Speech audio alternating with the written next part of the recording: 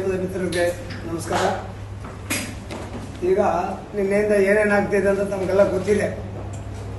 ಏನು ಕನ್ನಡ ರಕ್ಷಣಾ ವೇದಿಕೆ ಅವರು ಹಾಗೂ ಹಲವಾರು ಸಂಘಗಳ ಸದಸ್ಯರು ಅಧ್ಯಕ್ಷರುಗಳು ಬಂದು ಇಲ್ಲಿ ನಮ್ಮ ಕಮಲ ಹಾಸನ್ ಹೇಳಿಕೆ ಕೊಟ್ಟಿರೋದನ್ನ ಖಂಡಿಸಿದ್ದಾರೆ.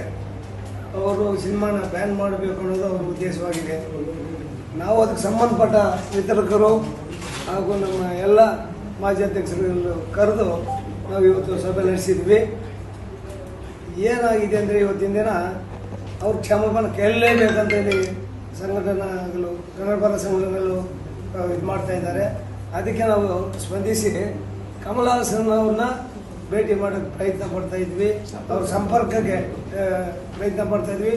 ಎಲ್ಲರ ಮುಖಾಂತರ ಅವ್ರಿಗೆ ಮನವೊಲಿಸೋಣ, ಸಾರಿ ಹೇಳ್ಸೋಣ ಅನ್ನೋ ರೀತಿಯಲ್ಲಿ ಅದ್ ಹೆಂಗಾಗುತ್ತೆ ಸರ್? ಮನವೊಲಿಸಿ ಸಾರಿ ಮಾತಾಡ್ಬೇಕಂತ ನೀವ್ ಹೇಳ್ತಿರೋ ಸರಿ ಇಲ್ಲ ಸರ್. ಅದು ಸ್ಪಂದಿಸಿ ಅವ್ರನ್ನ ಸಂಪರ್ಕ ಮಾಡೋಕೆ ಎಲ್ಲಾ ಪ್ರಯತ್ನಗಳು ಮಾಡ್ತಾ ಇದ್ವಿ. 1 or 2 days ಇದನ್ನ ತಿಳಿಕೊಡಿಸ್ತೀವಿ.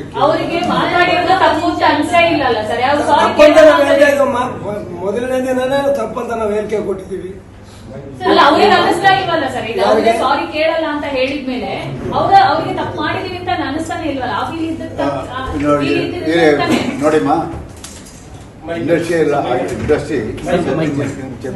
ಆಗಿರೋದ್ರಿಂದ ನಮ್ಮನ್ನ ಯಾರು ನಾಳೆ ನಮ್ಮನ್ನ ಯಾರು ಚೇರ್ಮನ್ ಅವರು ಸಂಪರ್ಕ ಮಾಡಲಿಲ್ಲ ಅನ್ನೋ ಒಂದು ಬರೋದು ಬೇಡ. ಯಾಕೆ ಅಂತ ಹೇಳಿದ್ರೆ ನಾವೀಗಲೇ ಹೇಳಿದ್ದೀವಿ, ಕಮಲಾ ಹಾಸನ್ ಬಗ್ಗೆ ನಮ್ಗೆ ಯಾರಿಗೂ ಕನಿಕರಣ ಇಲ್ಲ, ಮರ್ಸಿನೂ ಇಲ್ಲ, ಬೇಕಾಗಿಲ್ಲ. ನಮ್ಮ ಭಾಷೆಗೆ ಅವರು ಆ ರೀತಿ ಅವಹೇಳನಕಾರಿಯನ್ನು ಮಾತನಾಡಿದ ಮೇಲೆ ನಾವ್ಯಾರು ಸಹಿಸಿಕೊಳ್ಳಿಕ್ಕೆ ಸಾಧ್ಯ ಇಲ್ಲ. ಹಾಗಾಗಿ ಅವ್ರನ್ನ ಸಂಪರ್ಕ ಮಾಡಿ ನಿಮ್ಮ ನಿಲುವೇನು ಅಂತ ಕೇಳಬೇಕು ಅಂತ ಹೇಳ್ಬಿಟ್ಟು ಅವರು ಹೇಳಿದ್ದಾರೆ. ಅಷ್ಟು ಬಿಟ್ರೆ ಇವತ್ತು ಕಮಲಾ ಹಾಸನ್ ಅವರು ನೇರವಾಗಿ ಹೇಳ್ತಾ ಇದ್ದೀವಿ, ಇವತ್ತು ನಾಳೆ ಒಳಗೆ ಅವರು ಏನಾದರೂ ಕ್ಷಮಾಪಣೆ ಕೇಳಲಿಲ್ಲ ಅಂತ ಹೇಳಿದ್ರೆ ಖಂಡಿತವಾಗಿ ಹಂಚಿಕೆದಾರರನ್ನ ಇಲ್ಲಿಗೆ ಕರೆಸಿದ್ದೀವಿ. ದಯವಿಟ್ಟು ನೀವು ಇಲ್ಲಿ ಕನ್ನಡ ಪರ ಸಂಘಟನೆಗಳು ಮತ್ತೆ ಅನೇಕ ಸಾಹಿತಿಗಳು ಕೂಡ ಇದನ್ನ ಖಂಡಿಸಿದ್ದಾರೆ, ಇನ್ಕ್ಲೂಡಿಂಗ್ ಕನ್ನಡ ಅಭಿವೃದ್ಧಿ ಪ್ರಾಧಿಕಾರ. ನಮಗೆ ಕನ್ನಡ ಅಭಿವೃದ್ಧಿ ಪ್ರಾಧಿಕಾರಕ್ಕಿಂತ ದೊಡ್ಡದು ಯಾವುದೂ ಇಲ್ಲ. ಅದನ್ನ ಕನ್ನಡ ಕಾಯೋದಕ್ಕೆ ಅದನ್ನ ಇಟ್ಟಿರೋದು. ಅವರೇ ಒಂದು ಹೇಳಿಕೆ ಕೊಟ್ಟು ಇದು ಉದ್ದಟತನದ ಮಾತಾಡಿದ್ದಾರೆ ಅಂತ ಹೇಳಿದ ಮೇಲೆ ನಾವೆಲ್ಲರೂ ಕೂಡ ಜವಾಬ್ದಾರಿಯಲ್ಲಿ ನಡ್ಕೋಬೇಕಾಗುತ್ತೆ.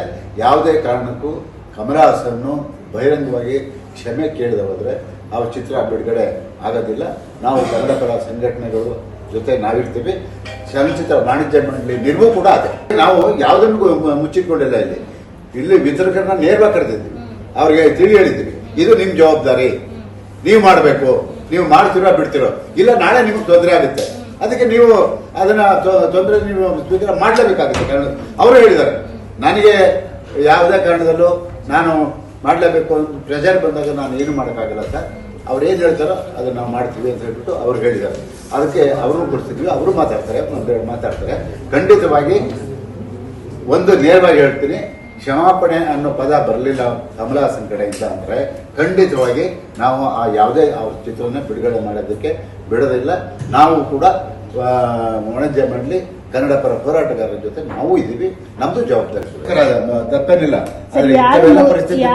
ಹಾಕಕ್ ಮುಂದೆ ಬರ್ಲೇ ಇಲ್ಲ ಅಂದ್ರೆ ಸಿಸಿಐ ಗೆಲ್ಲು ಹೋಗ್ತಾರೆ ಸರ್. ಇಲ್ಲ, ಅದು ನಮ್ಮಲ್ಲಿ ಬೇಕು. ಅದನ್ನ ಈಗಾಗಲೇ ಎಲ್ಲ ಎಕ್ಸಿಬಿಟ್ಗೂ ಕರೆದು ಹೇಳ್ಬೇಕು ಅಂತ ಹೇಳ್ಬಿಟ್ಟು ಹೇಳ್ತಾ ಇದ್ದೀವಿ.